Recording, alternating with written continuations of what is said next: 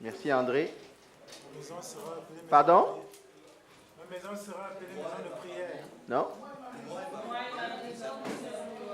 Moi et ma maison, nous servirons l'Éternel. Est-ce qu'il y en a qui ont lu le texte que je donnais en référence dimanche dernier cette semaine? Oui. Oui, c'est un.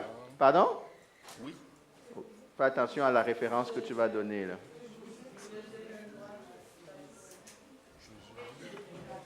Moi, je pense que je vais arrêter de prêcher. Pourquoi on prêche? Pourquoi on prêche, les amis? Pour édifier le peuple.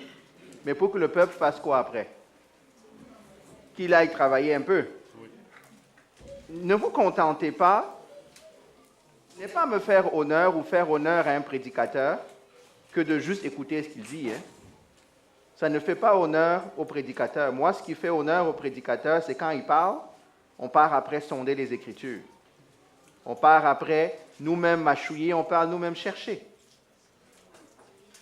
Il est montré qu'on retient quoi? 10% quand quelqu'un prêche? C'est vrai? Donc, ça veut dire que le 90% que vous auriez pu tirer, vous ne le tirez pas si vous vous contentez seulement d'écouter. Je préfère qu'on dise une chose qui va nous tenir en haleine pendant 3 semaines que de venir vous donner à tous chacun, à chaque dimanche, une grande révélation qui ne servira à rien 2 jours plus tard. C'est dans notre étude de la parole qu'on va grandir. C'est jamais dans la prédication de quelqu'un d'autre. Je vais le répéter, hein? Je suis prédicateur, ou je pense que je le suis, vous pourrez me contredire si vous voulez. Vous ne grandirez jamais seulement avec la prédication des hommes. Vous ne pourrez jamais grandir dans la foi si vous-même, vous n'entrez pas dans la parole de Dieu et que vous ne fouillez pas par vous-même. La prédication qui vous bénira le plus, c'est la prédication qui va résonner par rapport à un message ou une parole que Dieu a déjà mise dans votre cœur. Est-ce que vous comprenez ce que je veux dire? S'il n'y a rien dans votre cœur, la parole qui est prêchée ne fait que rebondir sur vous. Ça flatte l'intellect, mais ça ne reste pas. Ça ne change pas votre vie. Mais quand vous-même, vous prenez le temps d'aller méditer la parole, là maintenant, quelqu'un parle, ça résonne en vous. Parce que tout à coup, ça vient s'accrocher à quelque chose qui existe en vous.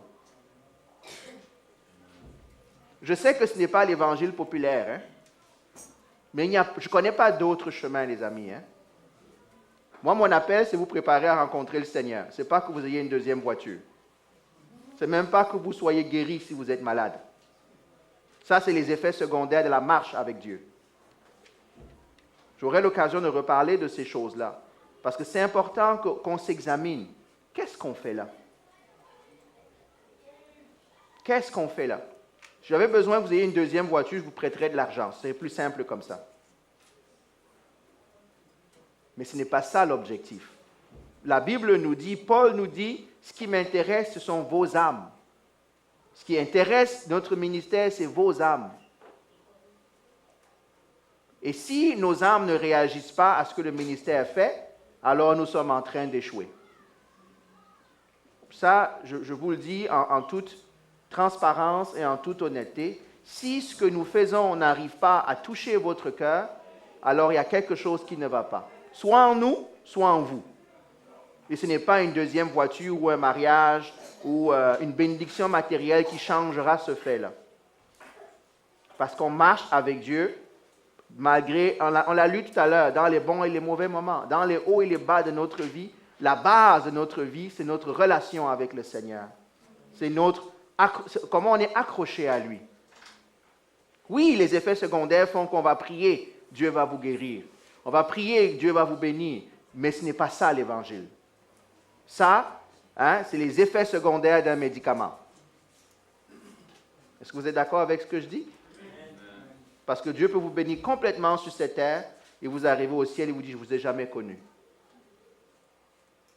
Donc, moi, je vous dis ce que moi j'ai à cœur. C'est ce qu'on veut. C'est ce qu'on essaie de communiquer. Donc, quand on prêche, que soit moi, Angenet, ou quiconque qui prêche ici, je ne veux pas citer des noms, docteur quoi, le prédicateur ne fait que rouler une balle. Vous avez déjà vu une boule, quand vous la roulez au sommet de la montagne enneigée, elle est toute petite. Hein? C'est vrai? Pour qu'elle devienne grosse, il faut qu'elle fasse quoi? Hein? Qu'elle amasse. Qu'en roulant, elle amasse sur la base. Mais si vous ne vous contentez que des boules ou des drops que des prédicateurs donnent au sommet des montagnes de vos vies, et que vous ne laissez pas ces balles rouler et s'accumuler, devenir de grosses boules qui changent les choses au bas de la montagne, vous êtes en train de passer à côté de la vie chrétienne. Vous êtes en train de passer à côté de la vie chrétienne. La parole, la Bible nous dit, est une semence. C'est vrai ça? Une semence qui doit entrer dans une terre qui est préparée, dans une terre qui va la nourrir, dans une terre, et Dieu va arroser. Mais s'il n'y a rien qui reste en nous, Dieu ne peut rien arroser. Arroser le caillou comme vous voulez, la fleur ne poussera jamais. C'est vrai ça?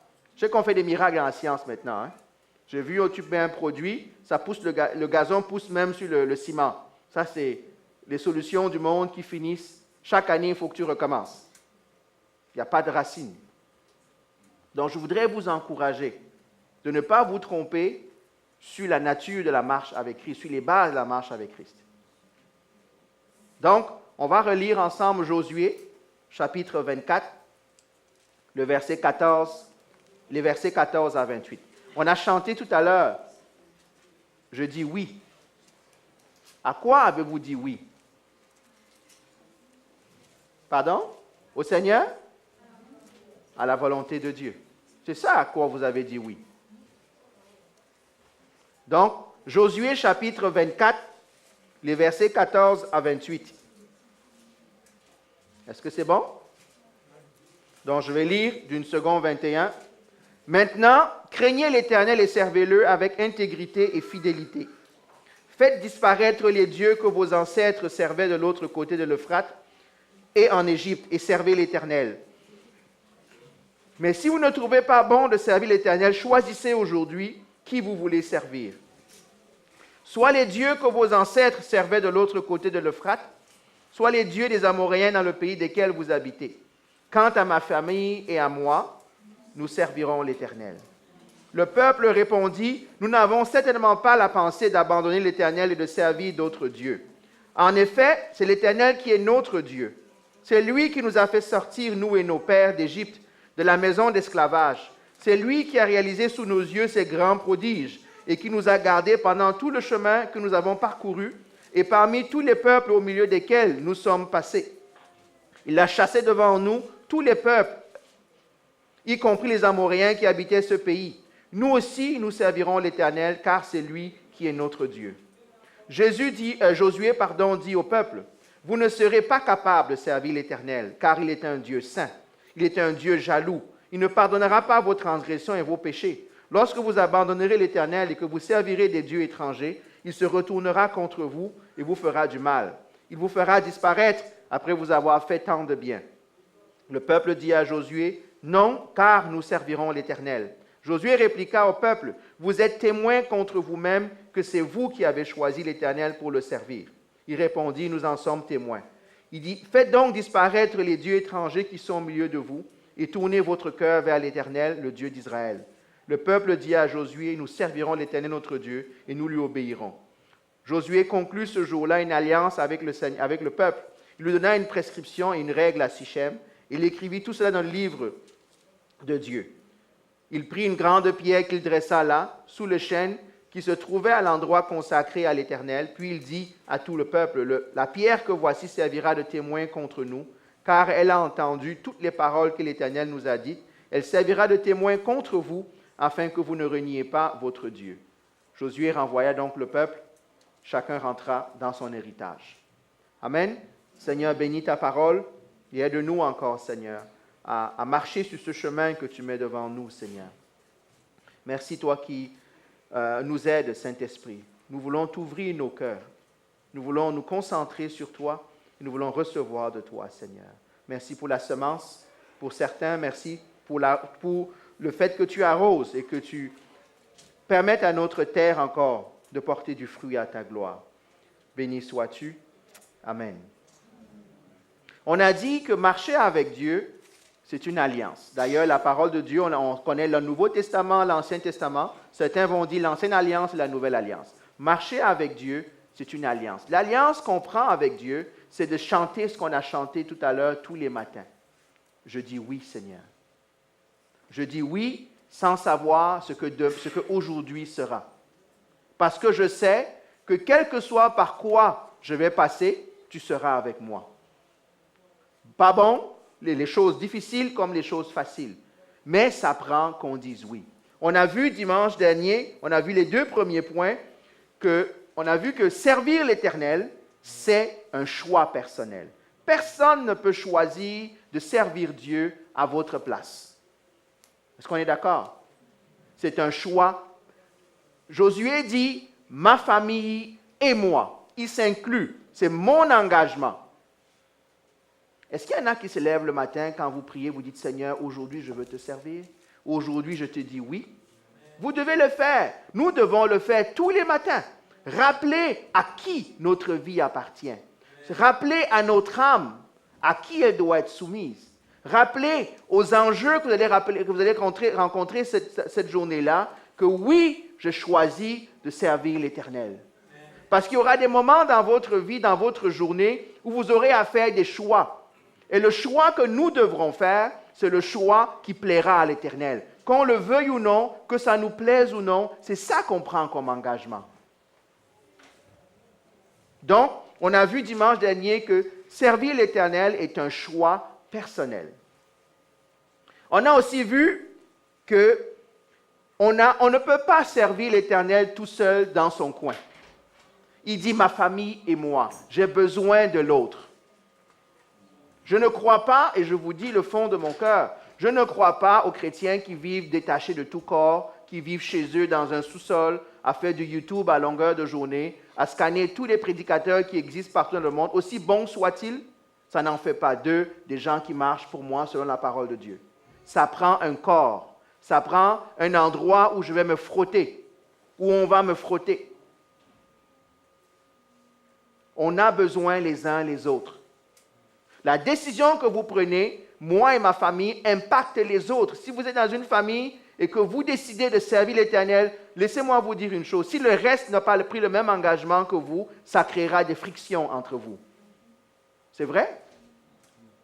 Donc, ça a un impact. Ça ne veut pas dire qu'on ne choisit pas. On choisit de servir l'Éternel. Avec sagesse, avec humilité, ça a un impact sur les autres. On a couvert ça dimanche dernier. Le troisième, quelle est la troisième implication de moi et ma maison, nous servirons l'Éternel? C'est celle-ci. Je rappelle qu'on sert l'Éternel et ce n'est pas l'inverse. Ce n'est pas l'Éternel qui nous sert. Moi et ma maison, nous servirons l'Éternel. Dieu ne nous a pas sauvés pour nous servir, les amis. Il nous a sauvés pour qu'on le serve. Est-ce que c'est clair ce que je dis? Dieu n'est pas là pour nous servir, il n'est pas à notre service. Et souvent, nous oublions cela, comment nous menons notre vie. Faisons attention à cela. Souvent, on mène notre vie chrétienne comme si Dieu est là pour nous. Comme s'il est là pour nous servir, nous. Il devient un peu l'agent de promotion de nos projets. Il devient un peu le financier de nos projets. Il devient un peu celui qui corrige toutes nos erreurs. Oui, il va faire tout ça, mais ne le prenons pas à l'envers. Nous sommes là d'abord et avant tout pour le servir lui et non pas l'inverse. Et non pas l'inverse. On doit réaligner. Dieu n'est pas une magie, excusez l'expression, Dieu n'est pas une magie on fait un projet puis de manière magique on dit au nom de Jésus et tout à coup le projet réussit. Beaucoup de gens pensent que parce que Dieu est avec nous, on n'aura pas de difficulté. Ce n'est pas vrai. Servir l'Éternel, c'est ce que ça veut dire. Servir l'Éternel. Pas l'inverse. Pas l'inverse. Je suis prêt à parier, et moi je m'inclus en passant, quand on ne fait pas attention, nous voyons le monde selon nos propres intérêts. C'est vrai ça?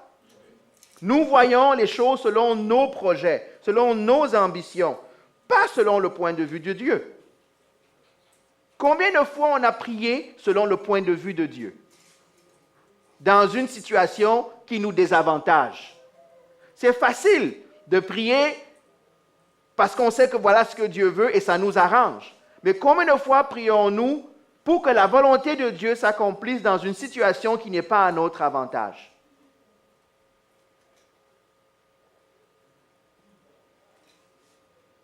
Je fais une pause, là. Vous avez remarqué un Sheila, comme un Sheila. Hein, c'est ça qu'on dit dans la parole. Quand il y a un psaume, ça dit Sheila, ça dit assieds-toi et médite un peu avant de continuer. Combien de fois? Voici comment on prie. Seigneur, voici mon projet, bénis-le. Seigneur, moi j'aimerais ça. Oui, à la fin, on va dire Seigneur, si c'est ta volonté, mais ce n'est pas ça qu'on est en train de dire. C'est vrai? On commence, Seigneur, voici mon projet. Voici, mais en passant, c'est bon d'avoir des projets dans le Seigneur. Hein. Je ne suis pas en train de dire qu'on n'a pas de projet ou qu'on n'a pas d'ambition. Ce n'est pas ça que je dis. C'est l'attitude qu'on a qu'on doit changer. Nous sommes là pour servir l'Éternel et non pas l'inverse. Seigneur, bénis, voici ce que j'ai. Voici ce que je voudrais. Ah, Seigneur, je voudrais cette promotion. Seigneur, touche le cœur de cet homme-là afin que j'aie le poste. Tu n'as jamais demandé, Seigneur, est-ce que c'est ta volonté? Tu n'as jamais dit, Seigneur, donne-moi la promotion que tu penses que je devrais avoir. Oh! Moi, j'ai fait une expérience, il y a longtemps, quand j'étais employé. À la fin de chaque année, vous savez ce qui se passe. Ça s'appelle quoi? La revue des employés. Hein, ça vous dit quelque chose, ça, là? Pour savoir qui va avoir les promotions, qui va avoir les augmentations salariales, qui va avoir le 3%. Et tous mes collègues, 3 semaines avant les évaluations, qu'est-ce qu'on commence à faire? On commence à être chummy avec le boss, hein? Celui qui nous évalue. On apparaît sur notre meilleur jour, on lui amène quasiment des croissants, on veut s'assurer que ce jour-là, quand on va passer... Moi, quand j'étais dans cette situation, je prie, Seigneur, je ne sais pas si je mérite une promotion. Je ne sais pas à quelle augmentation j'ai droit. Parce que quand ça va voir nos boss, on dit qu'on a droit à des choses, hein? C'est vrai? Il y a des boss parmi nous, hein? Quand les employés viennent nous voir, c'est « Ah, mais moi, j'ai le droit, regarde, lui, lui a une augmentation. » Non. Moi, en tant que chrétien, c'est qui donne la promotion à l'enfant de Dieu? Vous êtes sûr? Alors, pourquoi est-ce qu'on continue de courir autour de nos chefs comme les païens courent? Si tu crois ce que tu viens de dire, que la promotion vient de l'Éternel, mets-toi à genoux. Quand les hommes s'en vont trouver les moyens d'avoir une promotion, une augmentation salariale, toi, mets-toi à genoux en disant, Seigneur, c'est toi qui détermines quelle promotion j'ai ou quelle je n'ai pas. Si mon boss me dit non, je vais dire gloire à Dieu. Je vais dire, Seigneur, toi qui contrôles toutes choses, tu as estimé que je n'ai pas droit à une promotion. Je te bénis et je te rends grâce. Je ne démissionne pas de cet emploi pour avoir un poste plus lucratif ailleurs. Tu as prié, tu as remis ça entre les mains de Dieu. Oui. Est-ce que je parle des gens qui... C'est ça qu'on dit. Quand on dit qu'on veut être pour l'Éternel, c'est Seigneur. Moi, je crois que là où je suis, ma promotion dépend de l'Éternel. Est-ce que tu crois ça? Est-ce que ça change comment tu pries pour ça? Ou est-ce que quand le moment de la promotion arrive, tu as oublié ça? Et tu veux t'arranger, et vous serez surpris des augmentations salariales que j'ai eues à un moment donné. Puisque c'est ça que vous aimez, nous aimons comme témoignage. J'ai eu des augmentations salariales qui dépassaient ce que le boss avait prévu. Tout le monde vient me demander comment tu as fait pour avoir, tu dois avoir un contact quelque part. Je dis non, oui, j'ai un contact quelque part, mais ce n'est pas celui que tu penses. Ça ne veut pas dire que ça marche tous les ans, hein? Ça veut dire que c'est l'Éternel. Marcher avec Dieu, c'est remettre sa vie. C'est nous le servons. Quand tu t'en vas au travail, la Bible dit que lorsque tu travailles, ne travaille pas pour ton boss, travaille pour l'Éternel. C'est vrai? Vous connaissez ce texte dans la Bible? J'espère.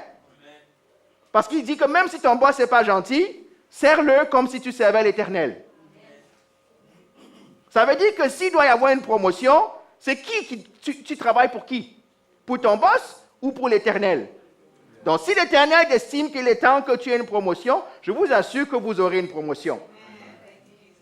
Mais c'est avoir la bonne perspective. Nous sommes là, servir l'Éternel, c'est ça que ça veut dire. Ben, c'est ça les implications. C'est lui qui est Dieu. C'est lui qui est maître et seigneur. Je sais que ce n'est pas ce qu'on dit. Je sais qu'on vous dit, dépendamment de quel message vous écoutez, c'est on va prier, j'ai prié, et Dieu a touché le cœur. Non, ce n'est pas comme ça. C'est Dieu qui décide. C'est Dieu qui est souverain. Je ne veux même pas donner le crédit à mon boss de m'avoir donné une augmentation. Peut-être que s'il n'avait pas voulu, il ne m'aurait jamais donné cette augmentation-là. Il n'aurait jamais ouvert ce poste pour moi. Dieu peut créer un poste pour toi où il n'y a pas de poste. Mais si tu ne crois pas ça, là, tu vas prier différemment. Dieu est capable, on dit qu'on coupe les postes partout. Ton département continue d'exister juste parce que toi, tu dois y rester. Tu ne comprends pas qu'on a renvoyé tout le monde. Mais toi, tu es encore là. Mais si tu penses comme le monde, même si tu es chrétien, je peux dire que tu partiras avec le reste. Mais si tu remets ton sort à l'Éternel, peut-être tu partiras pour quelque chose de meilleur, mais ton sort appartient à l'Éternel. On veut voir sa gloire. On l'a chanté, hein? Mettons-le à l'épreuve, mais mettons-le de la bonne manière. Mais quand on met Dieu à l'épreuve, c'est Seigneur, je t'appartiens. Esprit, corps et âme. Mes lendemains t'appartiennent. Mon aujourd'hui t'appartient. Oui, je dois avoir une ambition. Je m'en vais faire des études, je vais être le meilleur chirurgien au monde. C'est bon. Mais malgré ça, je suis soumis au Maître et je dis, Seigneur, que ta volonté s'accomplisse. Je vous mets au défi, là, on est en début d'année, là. Commencez à le mettre en pratique. Commençons à le mettre en pratique. Commençons arrêtons de murmurer, arrêtons de faire certaines choses et laissons l'Éternel travailler pour nous. Moi, mon mandat, ton mandat, c'est quoi? C'est de rester près de l'Éternel. Hein? C'est tout ce que tu as à faire, c'est tout ce que nous avons à faire comme job dans la vie. Seigneur, je veux rester près de toi. Parce que là où tu es, la bénédiction est. Là où tu es, la protection est. Peut-être que la bénédiction, la promotion, il y en a qui ont eu des promotions qu'on ne voit plus dans la foi. Pourtant, ils ont prié dur pour avoir cette promotion-là. Donc, ce n'était pas une bénédiction. Hein? Puisque pour avoir eu ce que tu as demandé, tu as quitté le Seigneur. Donc, qu'est-ce que tu préfères? Ne pas avoir la promotion et rester près de Dieu? Ou avoir la promotion et I'm too busy, trop occupé. Seigneur, je n'ai plus le temps de prier. Je n'ai plus le temps de te servir avec tout l'entrain que j'avais. Prenons les bonnes bénédictions, mes amis, hein? Pas les mauvaises. Prenons les bonnes bénédictions. Si notre mandat, c'est de rester près de Dieu, ça veut dire que même les choses qui brillent ici-bas peuvent devenir une mauvaise chose pour nous si ça impacte ce que je veux faire pour Dieu, ce que Dieu attend de moi. Donc, on sert l'Éternel et non pas l'inverse. Quatrième chose à retenir, on ne peut pas servir deux maîtres. Des choses simples, hein, vous savez toutes ces choses-là. On connaît le texte biblique qui dit, on ne peut pas servir qui et qui? Dieu et maman. Ça veut dire quoi? Ah, je sais, vous allez me dire ce que le texte dit, c'est qu'on ne peut pas servir Dieu et l'argent. Mais est-ce que c'est de ça qu'il parle? Il n'a pas dit que l'argent est mauvais. Il parle de servir Dieu et servir l'argent. Est-ce qu'il y a une nuance dans ce qu'on est en train... Est-ce qu'il a dit que l'argent est mauvais? Non. Il a dit, tu ne peux pas servir l'Éternel et servir l'argent. On ne peut pas servir Dieu et autre chose. C'est impossible.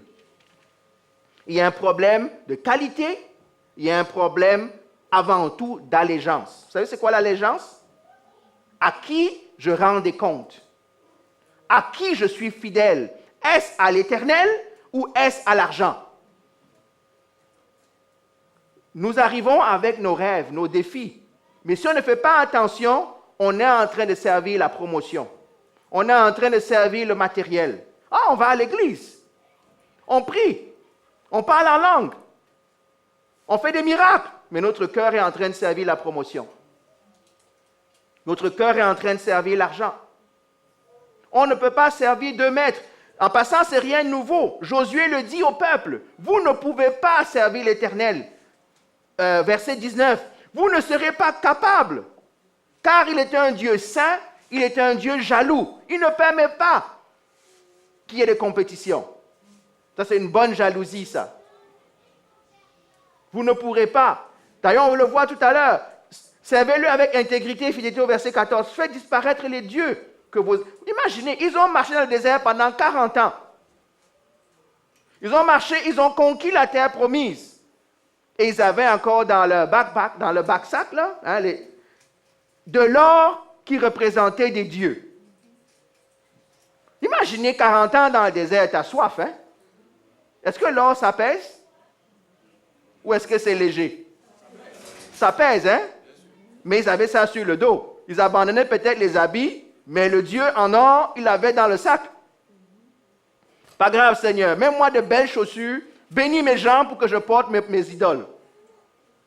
Garde-moi en santé, Seigneur, pour que le poids que j'ai sur le dos, qui est contraire à ce que tu veux, et Dieu les a bénis. Quand quelqu'un tombait dans le désert, on allait fouiller son sac pour prendre l'or. Pensez-y. Comment Josué peut dire au peuple, faites disparaître les dieux. Les dieux qu'ils avaient avant, c'était des sculptures, c'était des bijoux, c'était des choses qui... Ils ne sont pas en train de sortir d'Égypte. Ils ont passé 40 ans dans le désert. Ils sont allés combattre les Amoréens, ils sont allés combattre les Hittites, ils sont allés combattre tout le monde. Mais ils avaient quand même dans leur dos les dieux d'Égypte. Ah, vous allez me dire, mais moi, nous, on n'est plus là, on n'est pas sortis d'Égypte, ou on est sortis, on n'a plus la même chose. Mais nous, aujourd'hui, c'est quoi nos idoles? Hein? Ah, le travail, le mariage, la maison, la famille, le ministère même des fois. Il y a plein. La seule différence qu'il y a entre eux et nous, vous savez, c'est quoi? Et c'est plus pernicieux. C'est que leur idole était visible. On voyait une statue, on voyait un totem, on voyait un crâne, on voyait quelque chose. Mais nous, nos idoles sont où? Dans nos cœurs. C'est difficile, hein? Est-ce que vous me suivez? C'est facile quand je vois quelqu'un qui a une bague qui représente une amulette. C'est facile quand je vois quelqu'un qui a un gris-gris autour du bras. Je vais dire, enlève ton Dieu autour de ton bras. C'est vrai? Mais quand ton Dieu est dans ton cœur, ça c'est difficile, hein? Non, mais faut comprendre, nous devons comprendre que ce message s'adresse à nous. Oui, on ne porte plus nos idoles sur le dos, mais on les porte dans nos cœurs. Et c'est très difficile. C'est très difficile si Dieu ne nous aide pas à réaliser que ce qu'on fait est devenu une idole. Qu'est-ce qui peut être une idole pour nous? Il peut y avoir... Comment on va détecter une idole dans nos vies? Qu'est-ce qui te préoccupe plus que toute chose? Qu'est-ce que tu vas être prêt à mettre tout de côté juste pour ça? Pensez-y, hein? Chacun de nous. Quelles sont les choses? Est-ce que c'est le foot? Est-ce que c'est je ne sais pas quoi? Est-ce que c'est le travail? Je comprends qu'il y a des moments où on travaille dur, hein? Mais si le travail finit par venir à la maison tous les soirs, 24 heures sur 24, peut-être tu sers un peu le travail. La banque va continuer de tourner malgré que tu sois là ou pas, hein? C'est vrai? Le travail va continuer que tu sois là ou pas. La preuve, la compagnie n'est pas née avec toi et n'est pas morte le jour où tu étais malade. Elle a survécu. C'est vrai? Donc, qu'est-ce qui peut être? En passant, ce qui peut être une idole, ça peut être déjà à la base une mauvaise chose. On sait que c'est mal. On est coureur de jupons. C'est mal. On aime notre... vous comprenez ce que je veux dire? Je parle des deux côtés. Hein. Les femmes ne courent pas les jupons, mais les femmes courent aussi les pantalons des fois. Non, mais est-ce que je peux le dire? Ce n'est pas seulement les hommes. Hein? C'est un enjeu autant homme que femme, là. Ça peut être que les gens sont vraiment, vraiment adonnés au culte satanique, au culte de je ne sais pas quoi, hein, qui participent à des choses. On sait que ce n'est pas bon. Moi, j'étais surpris, il y a encore des chrétiens au 21e siècle qui ont un horoscope. Moi, j'en vois encore des chrétiens qui saluent en disant, c'est quoi ta date? Ah, toi, tu es lion, tu es gémeaux, je ne sais même pas c'est quoi les signes. Et quand on a tout à coup, on est devenu tellement international que quand on a le nouvel an chinois, ben, tout le monde comme, ah, ça c'est l'année du cheval. Oh, je suis un cheval. Ah, ça c'est l'année... Non, mais vous ne riez pas. Moi, je vois des chrétiens qui sont encore comme ça. Ils ne se rendent pas compte à quel point c'est complètement fou. L'année du cochon? Du poulet. Bon, je vais manger le poulet ce midi. Je vais m'en réjouir. On a des chrétiens qui vont encore chez le marabout. On a des chrétiens qui vont encore chez les diseurs de bonne aventure. Des chrétiens qui sont... Et tout ça, vous trouvez que c'est normal. Vous ne pouvez pas servir 2 maîtres. Le marabout travaille pour qui? Je peux vous dire, pas pour le même Dieu que vous. En tout cas, il sert pour vous, vous savez le même Dieu. Vous allez voir, on va lui demander de consulter le Dieu pour nous. Donc ça, c'est des choses qui sont déjà mauvaises à la base. Mais comme des fois c'est très culturel, comme des fois c'est tellement ancré en nous qu'on ne réalise même pas. Quand vous faites ça, quand un chrétien fait ça, il ne sert pas Dieu. Il sert le diable.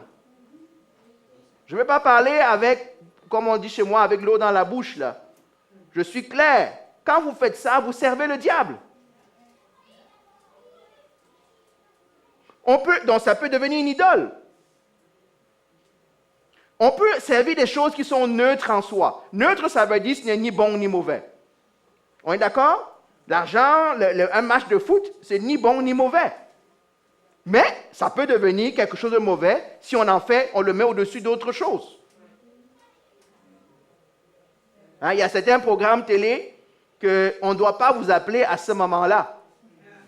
Seigneur, tu comprends qu'entre 20h et 21h le samedi soir, je suis off. Hein, on est d'accord? Parce qu'il y a je ne sais pas quelle émission qui passe. Non, mais je parle de nos vies, hein? Je parle de nos vies. Je ne parle pas des Égyptiens ou des Israélites qui avaient des statues dans leur sac ou accrochées quelque part. Je parle de nos statues dans nos cœurs. Est-ce que voir un match de foot, c'est pas bon? C'est bon. Mais ça ne peut pas devenir une idole. Et des fois, ça devient. La télé en soi n'est pas mauvaise. Mais ça peut devenir une idole. Donc, il y a des choses qui sont neutres en soi, qui peuvent devenir des idoles. Autant on a vu des mauvaises que des neutres, il y a aussi de bonnes choses qui peuvent devenir des idoles. Ton mariage peut devenir ton idole. Ton travail peut devenir ton idole. Ton ministère peut devenir ton idole. Tu commences à servir le ministère et non pas servir Dieu. Tu es là parce que Dieu t'a appelé à chanter, donc tu sers le chant, tu ne sers pas l'Éternel. Donc c'est une bénédiction qui devient une malédiction. Quelles sont nos idoles? On doit s'examiner, les amis. On a dit oui, hein? Je dis quoi? Oui. Ok, maintenant je pense que je vais dire peut-être, Seigneur. Je ne suis plus sûr. Parce que quand on dit oui, c'est ça que ça veut dire. Et je rends grâce à l'inspiration d'Angenet. Il a enchaîné avec quoi? Quel était le chant d'après? Je n'aurais... Ah, vous avez chanté ça aussi? Ah, je comprends peut-être pourquoi certains n'ont pu chanter le deuxième chant. Ils ont peut-être compris que le premier chant voulait dire ça. Que je n'aurai plus d'autres dieux. Mais c'est ça que ça veut dire. Et en passant, c'est difficile à sortir les idoles de nos cœurs. C'est difficile, mais il faut qu'on reconnaisse qu'on a une idole dans le cœur. Il faut qu'on reconnaisse cela. Et ne soyez pas hyper spirituel, hein? Vous le connaissez, vous le savez, vous. Vous le savez. Autre chose que la parole nous dit, dans le 5e point qui concerne servir l'Éternel. OK, on va faire une confession ensemble. Nous ne sommes pas capables de servir l'Éternel. Est-ce qu'on peut avoir cette révélation-là minimale aujourd'hui? Que vous n'êtes pas, je ne suis pas capable de servir l'Éternel. J'espère que vous n'êtes pas choqués, hein? Mais vous n'êtes pas capable. Je ne suis pas capable. Le jour où vous pensez que vous êtes capable, c'est le jour où vous chutez. Ça prend la grâce de l'Éternel pour le servir. Ça prend la grâce de l'Éternel pour qu'on marche à côté de lui. Je ne voudrais pas faire la théologie avec vous théorique, là. C'est facile de dire, il faut marcher avec Dieu. Alors, on a entendu ça toute notre vie, c'est vrai? Mais qui est capable? Non, personne. Josué dit au peuple, vous ne serez pas capables de servir l'Éternel. Pourquoi? Il connaît le cœur de l'homme. Il connaît la vie de l'homme. Homme avec grand H, hein? Ne pensez pas que je ne parle pas de femme aussi. Dans notre condition, nous ne sommes pas capables. En plus, à cette époque, il n'y avait même pas le Saint-Esprit. Mais même avec le Saint-Esprit, ça prend qu'on se soumette au Saint-Esprit. Nous ne sommes pas capables. Donc, on a beau dire, oui, moi et ma maison, nous servirons l'Éternel. Quand tu dis cette prière, prochaine prière, c'est Seigneur, fais-moi grâce. Aide-moi à ce que cette parole devienne vérité. Donne-moi la capacité de te servir. La réalité, c'est Seigneur, sers-toi toi-même au travers de moi. Amen. Seigneur, me voici, sers-toi pour que ta gloire, parce que moi, je ne serai pas capable. Paul dit ceci, je ne me glorifierai de rien si c'est ce que Christ a fait au travers de moi. Pensez-y, le grand Paul, qui ne se glorifie de rien, si ce n'est que Christ a travaillé au travers de lui. Ça fait que même le grand ministère, les grandes écritures, les grandes délivrances, c'est encore Dieu qui le fait au travers de lui. Tout ce que Dieu veut de nous, en passant, c'est d'être des vases disponibles. Hein? Il dit, je pense, dans Thessaloniciens, que ce qui importe, nous avons été appelés comme des vases de terre, à transporter une gloire qui nous dépasse. Servir l'Éternel, c'est transporter une gloire qui nous dépasse. Et quand je pense que je vais être capable de le faire, je vous assure que vous passez à côté de la réalité de la profondeur de la marche avec Dieu. Et je sais, ce n'est pas l'évangile populaire. Parce que aujourd'hui, on est en train de nous dire quoi? On est en train de prendre l'enseignement du nouvel âge en disant, tu es capable par toi-même. Tu peux tout faire. Tu as l'Esprit de Dieu en toi, tu es capable de tout. Ce n'est pas vrai. C'est l'Esprit de Dieu qui est capable de tout en toi. Ce n'est pas toi. Et je n'ai pas un problème de, comment on appelle ça, d'estime de moi. Je n'ai pas ce problème-là dans ma vie, ceux qui me connaissent. Donc, reconnaître qu'on n'est pas capable ne veut pas dire qu'on est un bon à rien. Ce n'est pas ça que ça veut dire. Ça veut dire qu'on a la réalité que les exigences de Dieu nous dépassent. Et il nous a donné le moyen de remplir ces exigences-là, c'est seulement de dire, oui Seigneur, here I am, me voici. Notre orgueil nous pousse à croire qu'on est capable. Il y en a qui sont tellement pleins d'orgueil qu'ils ne le voient même plus. Vous savez, quand il y a une grosse montagne, finalement, tu ne vois même plus la montagne. Tu penses que la montagne, ce n'est pas une montagne, c'est le décor. Ce n'est pas la montagne, ça c'est normal. Notre orgueil nous pousse. Les versets 19 à 21, qu'est-ce qu'il dit? Vous ne serez pas capable. Il est un Dieu jaloux, il est un Dieu saint. C'est vrai si c'était vrai pour eux, c'est encore vrai pour nous. Ne nous trompons pas là. Et j'espère que je ne démolis personne ici, là. C'est la vérité. Plus tôt tu reconnais ça, plus tôt tu changes comment tu t'approches de Dieu. Tu dis, Seigneur, aide-moi, fais-moi grâce. Moi, j'ai une question à vous poser. Transportons-nous devant Josué.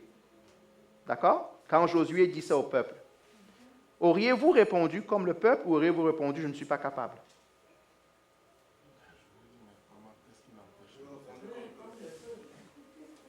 Il n'y a rien de nouveau sous le soleil. Hein? On aurait répondu exactement comme le peuple. Quand vous lisez l'histoire, mettez un peu de piment dedans, vous vous rendez compte que le peuple est en train de dire à Josué de quoi tu parles. Nous serons capables, nous servirons l'Éternel, nous n'abandonnerons pas l'Éternel. Ça ressemble à qui ça? À Pierre, hein? Oui. Jésus a dit, tu me renieras. Il a dit quoi? Jamais, je mourrai pour toi. Jésus te dit, ok, donne-moi juste une coupe d'heure. Pas plus tard que ce soir, pas l'année prochaine, pas dans 4 ans. Ce soir, le même jour où tu as dit cette parole, je la mettrai à l'épreuve. nous pensons que nous sommes capables. La Bible dit que Dieu est un Dieu saint, un Dieu jaloux, un feu dévorant. Ne lisez pas ces textes-là à la légère, ne les lisons pas à la légère. Il est un feu dévorant. On a chanté, nous voulons faire quoi? Nous voulons voir la gloire. Hein? Allez relire le texte. Vous savez ce que Dieu fait pour que Moïse soit capable d'avoir juste une goutte de la gloire de l'Éternel?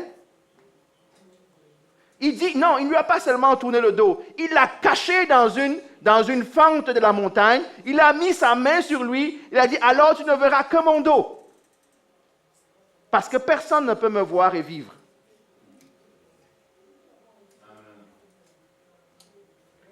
Comment il s'appelle? Ésaïe, chapitre 6. Il dit, j'ai vu la gloire de l'Éternel. Qu'est-ce qui arrive après? Malheur à moi, je suis impur. Chaque fois que vous rencontrez vraiment l'Éternel, votre impureté apparaît. On aime la gloire, mais la gloire de Dieu est un feu dévorant. Chaque fois, allez regarder une chose, chaque fois qu'il y a une théophanie, vous savez c'est quoi une théophanie? Une apparition divine dans la Bible, surtout dans l'Ancien Testament. Chaque fois qu'il y a une théophanie, la personne qui a cette expérience tombe à genoux, faible. Je vais vous donner des exemples. Daniel, rien qu'avec un ange, hein? La Bible dit que Daniel tombe et il est faible. Pourquoi?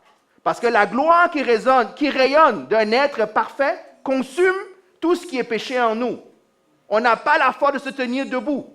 Ésaïe tombe à genoux. Jean tombe à genoux. Josué, je peux vous en donner plein. Tous ceux qui ont rencontré l'Éternel tombent à genoux. On leur demande, il n'y a personne qui le pousse pour qu'il tombe. Hein? Il tombe.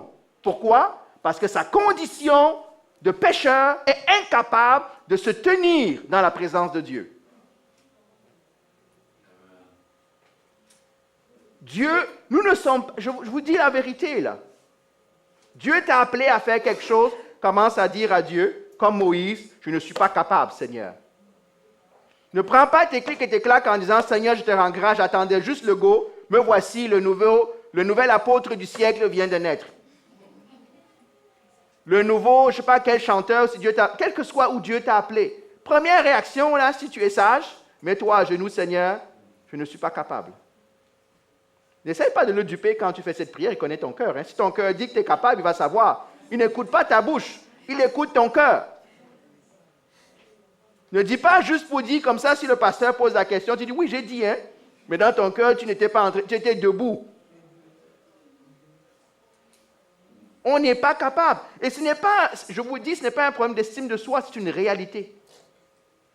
La Bible dit que le cœur de l'homme laissé à lui-même fait quoi? Il se tourne inexorablement vers le mal. Ça, c'est le fruit du péché dans nos vies. Si Dieu te lâche 30 secondes, ton cœur ne se tourne pas automatiquement vers Dieu. Il commence à s'éloigner. Donc, si tu es capable, que Dieu te bénisse. Mais ne te trompe pas quand tu vas arriver devant le Seigneur et qu'il te dira, c'est qui toi? Je ne t'ai jamais connu. Et tu dis, mais Seigneur, je chantais à la CCEM. Seigneur, je prêchais. Seigneur, même j'ai prié pour quelqu'un, il a eu des enfants. J'ai même prié pour quelqu'un, il est tombé, il est guéri. OK, gloire à Dieu. Le Seigneur va dire, gloire à Dieu. Next. Oui, mais Seigneur, non. Je vous dis, plusieurs parmi nous sont dans ce cas-là. Et je le dis à notre déshonneur à tous. Plusieurs ont cette attitude dans leur cœur. On parle de... Quand ça nous arrive, on s'apitoie sur soi, on est en colère contre Dieu. On a rarement une remise en question personnelle. On blâme les circonstances de nos vies. Il y a quelques semaines, j'encourageais quelqu'un, je dis, regarde, quelle que soit la tempête dans ta vie, sache que Dieu est à l'œuvre. Fais confiance à Dieu. Je comprends les émotions, on passe tous par là. Mais à un moment donné, il y a un temps pour pleurer, il y a un temps pour se relever. Allez lire, regardez le Josué là. Josué connaissait Dieu, hein? Vous savez que Josué était dans le temple avec Moïse? On parle seulement de Moïse, mais Josué était derrière. Quand Moïse meurt, qu'est-ce que Josué fait? Qu'est-ce qu'il dit? Mais Josué 1, verset 2. Il y a un temps pour pleurer, hein? Tu as mis Josué 1, 2. Il dit, Dieu des fois, ça fait 30 jours qu'il est mort en passant, si vous regardez le contexte. Josué est encore en train de pleurer. Oh, le grand leader est parti. Qu'est-ce qu'on va faire? Qui va nous conduire? Qu'est-ce que Dieu dit? C'est bon, arrête de pleurer, Moïse est mort. Mais tu vas dire à Dieu, tu n'as pas d'émotion, toi, tu ne comprends pas que je peux pleurer aussi? Oui, ça fait 30 jours que tu pleures. Je t'ai vu. Il n'y a plus de larmes dans ton corps. J'ai même rajouté des larmes pour que tu pleures plus. Mais aujourd'hui, Moïse est mort. Maintenant, lève-toi. Qu'est-ce que tu vas faire avec? Dieu, des fois, là, il est... On est d'accord?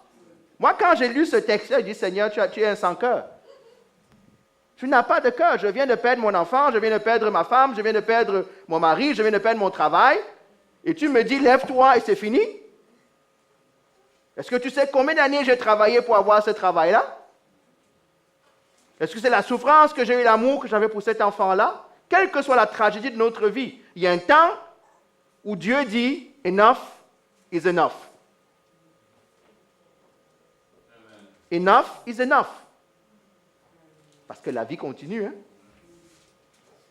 Et si tu appelles juste tes amis qui vont pleurer avec toi, le deuil de 15 jours deviendra un deuil de 2 ans. Il y aura juste des nuages noirs et de la dépression. Parce que tous les gens qui sont autour de toi, « Oh, pauvre de toi! Oh, pauvre de moi! Ah, qu'est-ce qu'on va faire? » Je sais que je parais sans émotion quand je dis ça, mais vous savez que ce n'est pas le cas. Il y a un temps où on pleure, mais il y a un temps où on se lève. Il y a un temps où les choses tournent. On doit se remettre en question. Et des fois, quand les défis nous arrivent dans nos vies, on refuse de se remettre en question, mais qu'est-ce qu'on fait? On change d'église, on change de foi, on change de ville. Moi, je disais à quelqu'un à la blague l'autre jour, si quelqu'un s'est marié 7 fois dans sa vie, là, pourquoi il ne pense que c'est juste les 7 femmes qui avaient un problème? C'est quoi le point commun entre les 7 mariages? C'est lui. Donc, est-ce que ça peut allumer que la 8e femme ne changera pas à ta vie, rien à ta vie? Le problème, il est encore là. Nous refusons. Moi, je vous dis, je parle avec beaucoup d'entre vous des fois, et ça se voit dans votre attitude. Ça se voit dans comment les gens regardent. Non, tu es qui? J'ai le Saint-Esprit. Ok, gloire à Dieu, tu as le Saint-Esprit. On n'arrive pas à se remettre en question. On ne grandit jamais si on ne se remet pas en question. Jamais. Ça, c'est ma courte expérience. L'homme naturel, la Bible est très claire, hein? L'homme naturel ne peut pas servir l'Éternel. C'est vrai ça? C'est ce qui est dit dans le Nouveau Testament comme dans l'Ancien Testament, que sans l'Esprit de Dieu, nous ne pouvons pas servir l'Éternel, nous ne pouvons pas marcher avec lui. Même si on le veut, on n'est pas capable. Prions que Dieu nous fasse grâce. Notre prière, là, c'est Seigneur, fais-moi grâce.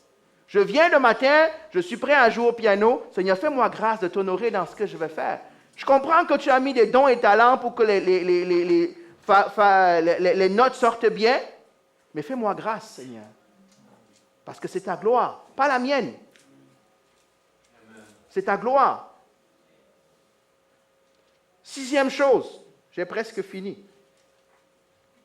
Servir, ça veut dire entendre et obéir. Et je dirais même faire confiance, trust and obey. Mais il faut commencer par entendre ce que Dieu dit. Il faut commencer par entendre ce que Dieu veut. Comment peux-tu servir un maître que tu n'entends jamais? Je vous pose la question, là.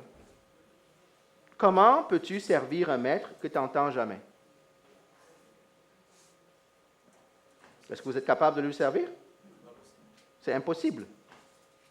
Tu viens au travail le matin, ton boss ne te dit rien, tu ne sais même pas où il est, tu t'assois. C'est vrai? Tu attends qu'il t'appelle. Quand ça fait trop longtemps, tu te débrouilles. Tu fais ce que tu veux. Tu n'es pas en train de le servir, lui, là. Je ne parle pas seulement de ceux qui cherchent à entendre la voix de manière audible de l'Éternel. Je rappelle que Dieu a déjà laissé sa parole. C'est vrai? Si tu ne lis jamais la parole de Dieu, comment sais-tu ce que Dieu veut? Là, je vous pose la question, là. Et en passant, là, ce n'est pas une question de théologie, hein. C'est aussi simple que ouvrir sa parole et comment Dieu réagit quand les gens réagissent comme ce que je m'apprête à faire? Est-ce que Dieu est content ou il n'est pas content?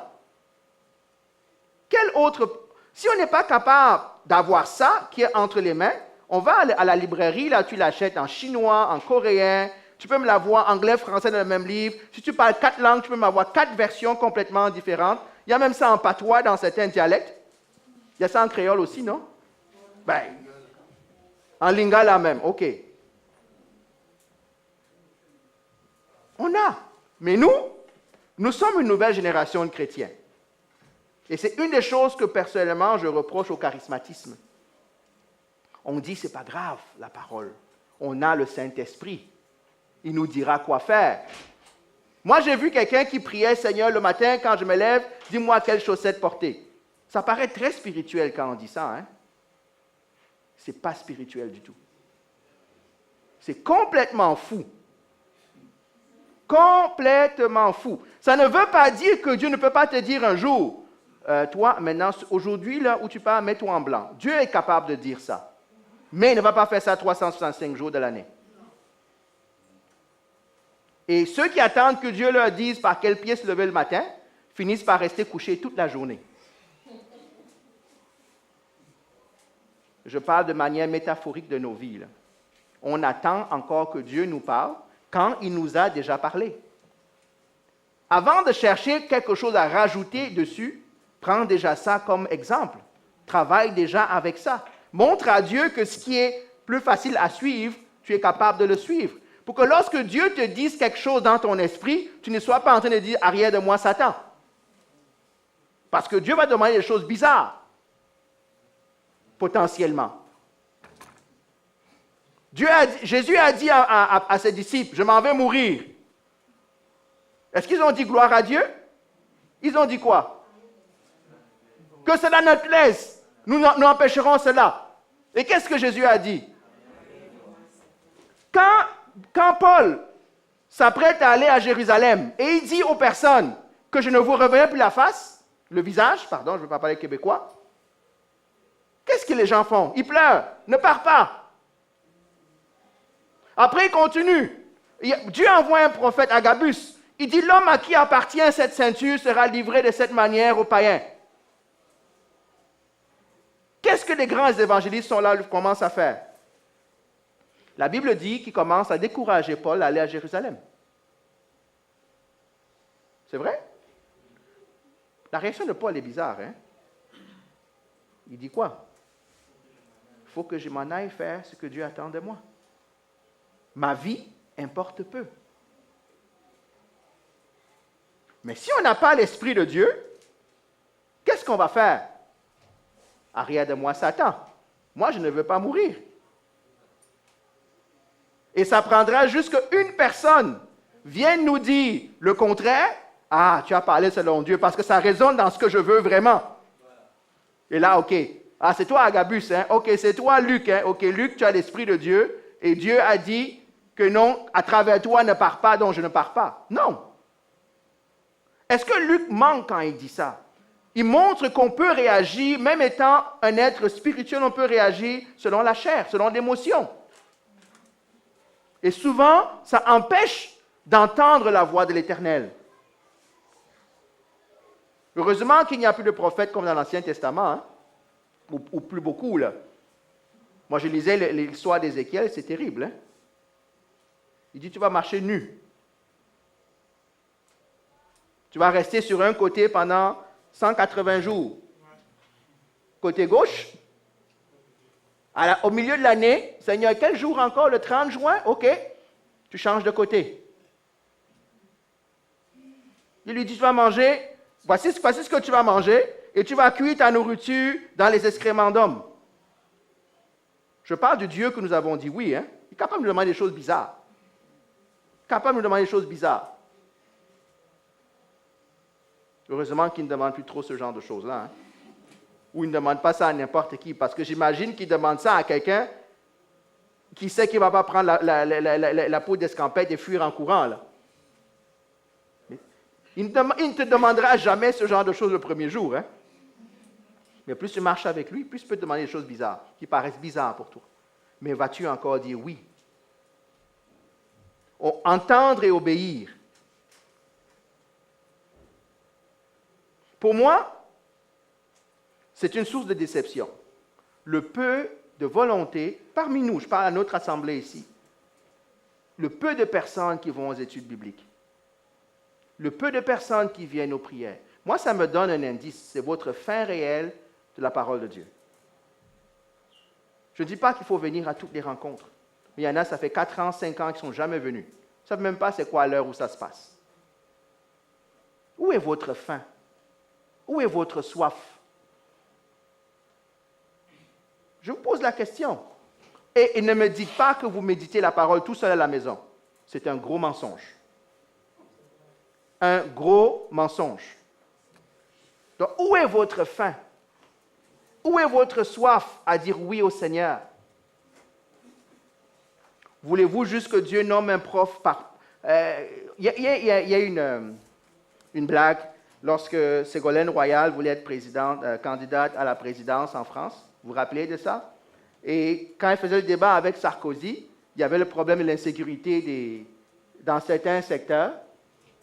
Et voilà la solution de Mme Royal, c'est qu'on va mettre un policier derrière chaque personne. Je ne fais pas de politique, hein, je donne seulement l'exemple, comment l'idée peut être absurde. Et si le policier a peur, est-ce que tu mets aussi un policier à côté de lui?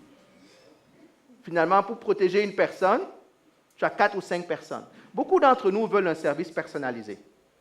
Beaucoup d'entre nous veulent que l'enseignant vienne chez lui, prenne le temps, OK, bonjour mon frère, OK, viens, on va faire une étude biblique personnelle. Hein? Quand ça va être fini, je vais aller chez la... Ça ne marche pas comme ça, les amis. Là. Il y a le temps où on fait ça, il y a le temps où on ne fait pas ça. Je voudrais vous piquer en début d'année. Là. Je voudrais piquer votre marche, ma marche en début d'année. Si vous avez ça comme attitude dans le cœur, vous êtes en train d'épuiser tous ceux qui sont autour de vous. Parce que vous devenez le centre de ce qui se passe. Servir, c'est entendre, obéir et faire confiance. Pas au travers de quelqu'un. Je rends grâce à Dieu que Dieu m'a libéré, que Dieu nous a libérés d'attendre qu'un pasteur ou qu'un prêtre ou que quelqu'un d'autre me dise quoi faire. Je ne sais pas pour vous, là, mais je suis content de savoir que je peux avoir accès directement à Dieu. Pas pour devenir un autonomiste et un indépendantiste. Je suis content que je puisse prendre ma parole de Dieu et la lire pour moi-même. Et que si je ne comprends pas, je vais aller me mettre à genoux. Je vais aller parler à mon frère. « Hé, mon frère, dis-moi un peu, j'ai compris que tu comprends un peu mieux que moi. Peux-tu m'expliquer ça? » Beaucoup d'entre nous manquent de cette humilité. Beaucoup d'entre nous manquent de cette soif parce qu'ils n'ont jamais lu. Mais ils ont beaucoup de questions, ils sont théologiens. Ils ont juste retenu la somme des prédications qu'ils ont entendues dans leur vie et c'est ça qu'ils disent, ce qu'ils croient. Et des fois, c'est un melting pot qui n'est même pas biblique. Moi, je vous dis, là, ce qui fait les études bibliques ici en Genève, quand on dirige les études bibliques, là, je vous assure, des fois, les questions, il est allé chercher cette question-là où? Où est-ce que tu as appris ça? Et on s'est fait une théologie de je ne sais pas quoi, wow! Je ne parle pas de quelqu'un qui ne connaît pas la Bible, hein. Je parle de quelqu'un qui est en crise depuis des années. Tu as appris ça où, mon ami? Et quand tu veux lui répondre, il te dit non, tu n'as pas compris. Wow! Prochaine fois, là, tu viendras diriger l'étude biblique. Je vous dis, je ne sais pas pour vous, hein? Je ne sais pas quelle soif vous avez vraiment. Je ne sais pas quelle faim vous avez. La Bible dit quoi? Heureux ceux qui ont quoi? Faim et soif. La marche avec Dieu n'est jamais une marche debout. C'est une marche à genoux. C'est une marche où on dit, Seigneur, j'ai besoin. Ce n'est pas une marche, je suis autonome. Servir et obéir. Il faut entendre. On aime nourrir notre intellect. Moi, c'est drôle. Les premières personnes qui viennent à l'église, des fois, et aux études bibliques, quand c'est les nouveaux chrétiens, c'est drôle comment c'est toujours quasiment les mêmes questions qu'ils posent. Hein? OK, est-ce qu'on peut perdre son salut? Est-ce que le millénium, ils sont tout le temps en train de poser des questions polémiques. Vous comprenez de quoi je parle? Il y en a qui savent toutes les questions qui dérangent. Mais tu lui poses la question, toi, tu crois quoi? Non, non, moi, je veux juste savoir ce que tu crois. Mais toi, c'est quoi? Mais dans ce cas-là, moi, je ne réponds pas à la question. Parce que la question n'est pas posée avec l'idée de grandir. La question est posée à l'idée d'embarrasser l'autre, des fois. Elle est posée dans l'idée de montrer qu'on connaît plus que l'autre. Mais quand on fait ça, là, l'attitude de notre cœur est tellement... Peut-être on n'est même pas conscient de ce que ça veut dire. Est-ce que je comprenais ce que je veux dire? Il faut qu'on ait soif, les amis. Il faut qu'on ait faim. Moi, j'ai vu, c'est qui pleurait tout à l'heure parce qu'il avait faim. C'est ça? Quand un enfant a faim, là, il te dérange tout le temps. C'est vrai? Mais nous avons cessé d'avoir faim pour Dieu. On ne dérange plus Dieu. Seigneur, j'ai faim là, nourris-moi là. Dis-moi où je peux aller manger. On dit non, c'est pas grave. Je suis capable de vivre sur une réserve de nourriture de 2 ans. Servir, c'est ça. La Bible dit quoi? L'homme ne vivra pas que de quoi? Pardon? Hein? L'homme ne vivra pas de... Mais... Waouh, c'est toute une chorale qu'on chante là. On le connaît tellement par cœur ce verset. L'homme ne vivra pas que de pain seulement, mais de toute parole qui procédera hors de... C'est ça que ça veut dire le mot littéral là, qui sortira de la bouche de l'Éternel. Vous pensez que la parole soit la bouche de l'Éternel comment? Quand le prédicateur prêche? Ou quand vous êtes devant votre Bible? Les deux, hein? Merci. Mais si vous n'êtes jamais devant votre Bible, vous vous nourrissez avec quoi alors? Avec ce que le prédicateur a dit? Vous avez oublié, quand on aura fini, là, vous serez content, là, vous allez dire, ah, pasteur, tu as bien prêché, je vous revois 3 jours plus tard, qu'est-ce que j'ai dit? Ah, laisse-moi regarder mes notes. Tu n'as rien mangé. Tu as retenu 3 choses, une demi-chose. Et même ce que tu as retenu, ou ce que j'ai retenu est encore ici, ce n'est même pas encore descendu, là. Ça n'a pas encore changé ma vie. Donc, dites-moi, qu'est-ce qui vous nourrit spirituellement? Mais si vous ne la lisez pas, qu'est-ce qui vous nourrit alors? Certainement pas la parole de Dieu, puisque nous sommes des êtres spirituels qui vivons. Donc, il y a autre chose où mon esprit est en train de souffrir d'anémie, d'anorexie, de rachitisme. Vous savez, c'est quoi? Toutes ces maladies de malnutrition? Nos esprits souffrent de malnutrition. L'homme ne vivra pas que de pain seulement, mais de toute parole qui sortira de la bouche de l'Éternel. Je sais que on est en début d'année, là, je vous pique un peu. Là. Prochain dimanche, là, je vais vous piquer. Je vous dis, je vais vous piquer. Je vais nous piquer. Ce n'est pas juste vous, là, ça me concerne moi. Parce que je ne peux pas juste faire comme je faisais l'année dernière, il faut que je change. Il faut que Dieu m'amène à un autre niveau. Si chacun de nous était en progrès, hey, gloire à Dieu. On ne peut pas stagner, là. On ne peut pas juste rester dans hier. Hein? Hier est fini. Aujourd'hui, c'est aujourd'hui. 2016, Dieu était un homme de gloire pour Dieu. 2017, tu dois recommencer la marche. On doit marcher. Donc, on a parlé de faim. Même moi, une chose que je découvre et que je comprends, j'en parlais hier avec le coordonnateur, à quel point nous avons besoin de la grâce. Vous savez que même avoir faim, c'est une grâce? Est-ce que vous savez que même avoir faim, c'est une grâce? C'est une grâce que l'Éternel nous donne. Donc, je dois même prier, Seigneur, aide-moi à avoir faim. Parce que si je pense que je suis rassasié, je ne viendrai plus te voir. David dit ceci, ne me donne ni richesse ni or, de peur que dans l'abondance, je fasse quoi? Je t'abandonne. Ou que dans le manque, je m'en aille voler et j'amène la honte à ton nom. Donc, garde-moi toujours à la limite pour que je sache que j'ai besoin de toi. Ne me donne pas trop, afin que... La Bible dit, les mêmes personnes qui a dit nous servirons l'Éternel, allez lire dans Juge après. La Bible dit que quand tous ceux qui étaient de la génération des guerriers qui sont rentrés dans la terre promise sont morts, qu'est-ce qu'ils ont fait? Ils se sont assis, ils ont mangé, ils ont bu, ils sont devenus tout gras. Ils ont abandonné l'Éternel. Et si vous pensez que ça s'adresse seulement aux gens de l'Ancien Testament, nous nous trompons si nous pensons. Ça nous concerne tous. Chaque jour.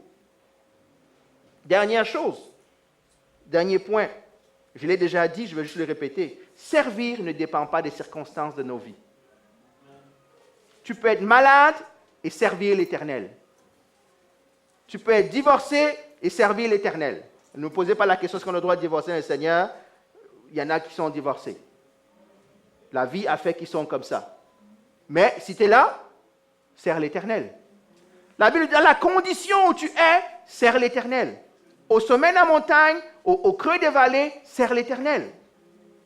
Dieu saura. La Bible dit comment faire que ton soleil brille au moment désirable. Au moment qui était. Mais c'est ça le but. Ça ne dépend pas de mes circonstances. Il y a un temps pour pleurer. Hein? On a lu tantôt, Josué a pris 30 jours de break. Il a pleuré Moïse. À un moment donné, Dieu a dit, assez, c'est assez. Lève-toi et marche. Lève-toi et fais ce que tu as à faire. Des fois, Dieu nous demande quelque chose. Tout ce que ça prend, c'est la foi. Hein? Déjà, même pas des fois, c'est tout le temps la foi. Parce que les circonstances autour ne sont pas favorables. Moi, je vois beaucoup de personnes qui disent, moi, j'attends que ma vie soit en ordre avant. Ta vie ne sera jamais en ordre. Jamais. Et je ne suis pas en train de te maudire. Je dis une vérité. Il y aura toujours une tempête dans ta vie. La Bible, il y a quelqu'un qui a dit que si vous faites la somme de votre vie, il y a souvent plus de jours de tempête que de jours de beaux jours. C'est vrai? C'est ce qu'il dit. Donc, dans les bons et les mauvais jours. Et souvent, quand on est dans un moment difficile, c'est là où notre marche avec Dieu est vraiment mise à l'épreuve. Parce que c'est de me montrer à moi, à l'ennemi, à tout le monde, que malgré cela, je sers l'Éternel. Je reste près de lui. Je marche avec lui. Je vais conclure en disant ceci. Je vous poserai une question. Ça veut dire quoi? J'ai parlé beaucoup de moi et ma maison, nous servirons l'Éternel. Que veut dire servir l'Éternel? Je n'ai pas répondu à cette question. Ça veut dire quoi servir l'Éternel? À votre avis? Faire la volonté de Dieu. Quand on dit servir l'Éternel, dépendamment de votre bagage, de votre background chrétien, vous pensez que servir l'Éternel, c'est faire le ministère. C'est vrai? Vous pensez que servir l'Éternel, c'est faire une activité dans l'Église. Parce que nous n'arrivons pas à distinguer servir l'Éternel dans la vie de tous les jours. Nous pensons que servir l'Éternel, c'est tout abandonner, se donner à l'Église, à la prière. Non, ce n'est pas ça, servir l'Éternel seulement. Il y en a que Dieu appelle. La Bible dit dans 1 Pierre, il a fait de nous une nation de prophètes, de prêtres et de rois. Est-ce que le prêtre sert plus l'Éternel que le roi? Non. Je vous pose la question. Hein? Oui, nous sommes des prêtres, appelés au sacerdoce, mais il a fait de nous des prêtres et des rois. C'est vrai? Vous connaissez ce texte? Oui ou non? Ben, s'il a fait de nous des prêtres et des rois, est-ce qu'il a dit qu'il y a un qui sert plus que l'autre? Ce que la Bible enseigne, c'est que chacun de nous sert dans la capacité de ce que Dieu lui a donné. Dieu a appelé, la Bible dit dans Éphésiens chapitre 4, qu'il a appelé certains à faire quoi? À être apôtres, à être pasteurs, à être évangélistes. Il a appelé certains. Mais pourtant, il a appelé tous à les servir. Amen.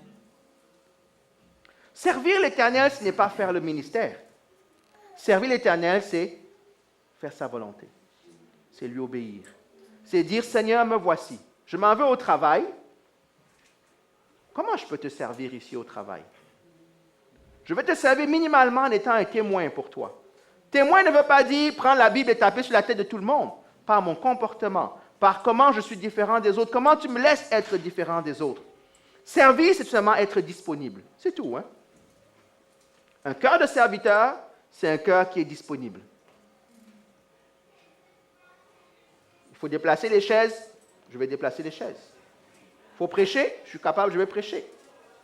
Servir, c'est ça, être disponible.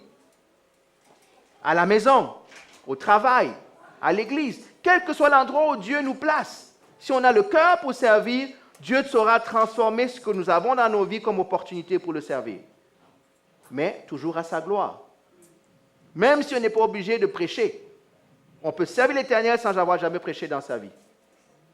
On peut servir l'Éternel sans avoir jamais chanté dans la chorale dans sa vie. On peut juste venir à l'église et Dieu nous utilise.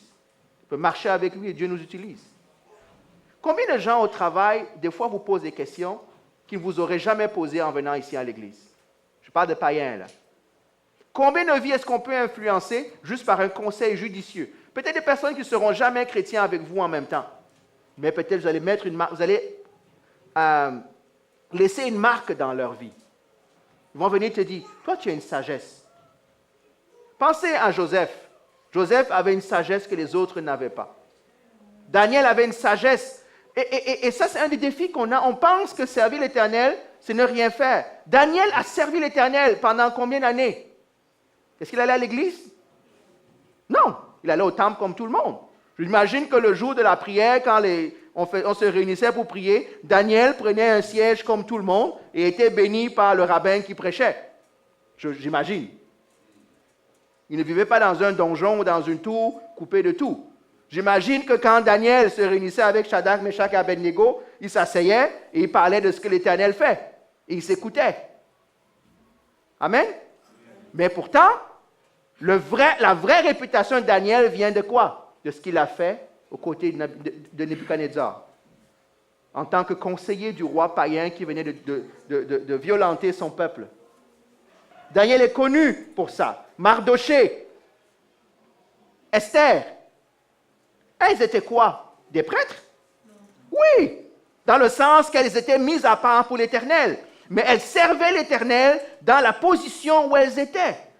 Peut-être tu emballes des sardines, peut-être tu fais des lunchs, j'ai aucune idée du travail que tu fais. Sers-tu l'Éternel quand tu fais ça? Oui! Si tu le fais pour la gloire de l'Éternel. Si tu penses que servir, c'est seulement venir, Seigneur, j'attends que tu m'appelles pour prêcher, sinon moi je ne peux pas te servir, ben tu attendras longtemps. Parce que si tous nous étions prédicateurs, on prêcherait à qui? Aux chaises.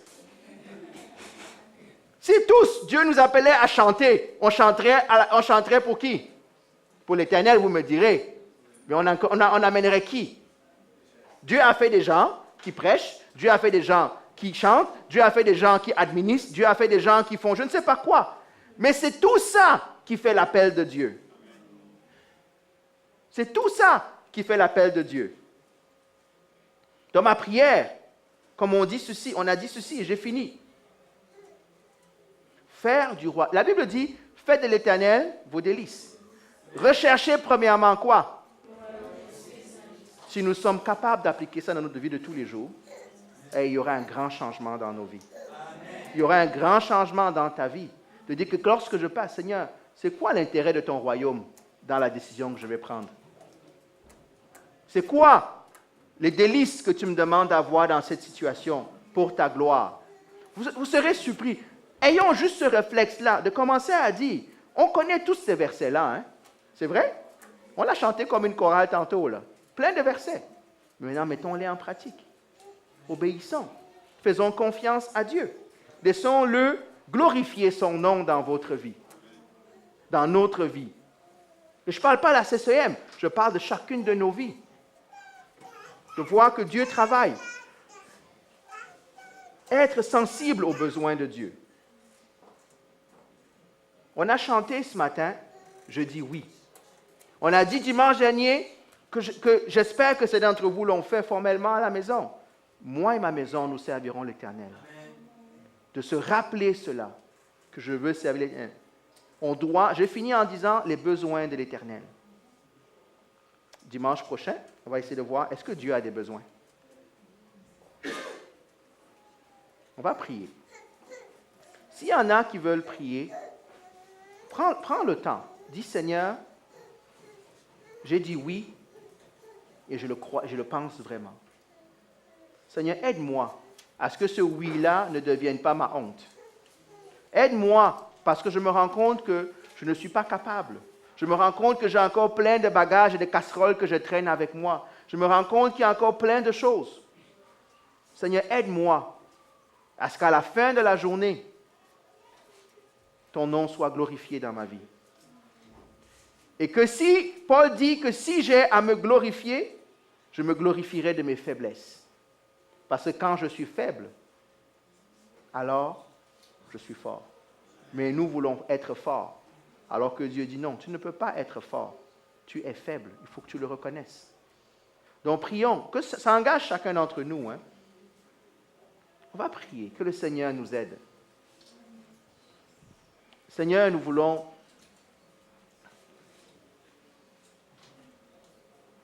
nous tenir devant toi, Seigneur. Seigneur, nous voulons déclarer, en tout cas moi je veux pour moi-même, pour ma famille, que ma famille et moi nous te servirons. Pardonne-nous d'avance pour les fois où nous flancherons, Seigneur. Dans ta grâce, relève-nous, Seigneur. Aide-nous à t'obéir, à t'entendre, à te faire confiance. Que notre orgueil ne nous aveugle pas, Seigneur. Que nous soyons là pour te servir et non pas nous servir de toi, Seigneur.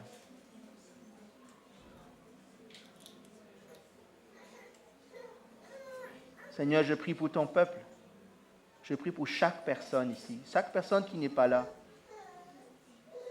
Aide-nous, Seigneur. Que même ces 21 jours de jeûne qu'on va prendre servent à te servir.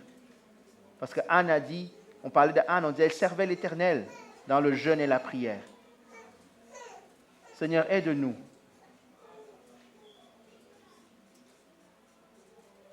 Seigneur, écoute le cri de nos cœurs. Angénière, quand il a prié tout à l'heure, a parlé, nous a conduits, Seigneur, à chanter qu'on ne veut pas avoir d'autre Dieu que toi. Nous a conduits à chanter, à dire oui.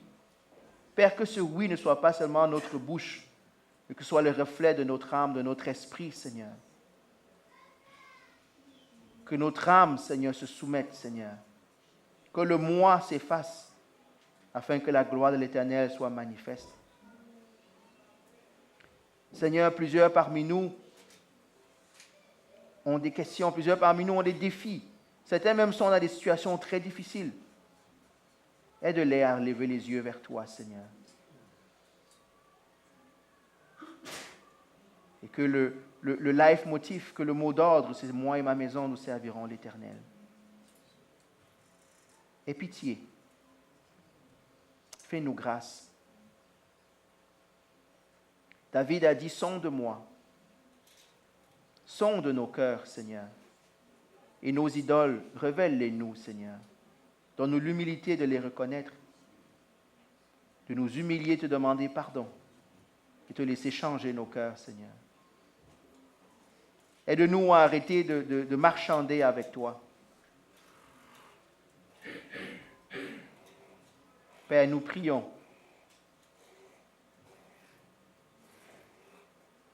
que ta gloire soit manifeste dans nos vies. Nous voulons voir ta gloire et nous avons besoin de nous aligner avec toi, Seigneur.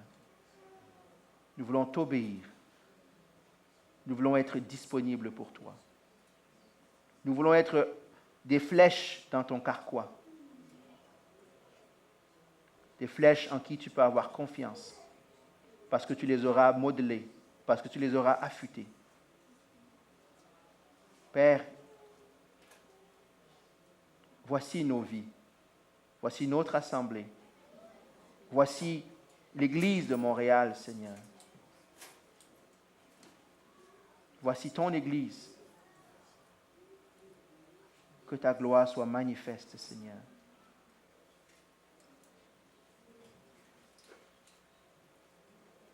Seigneur, nous reconnaissons que tu peux tout.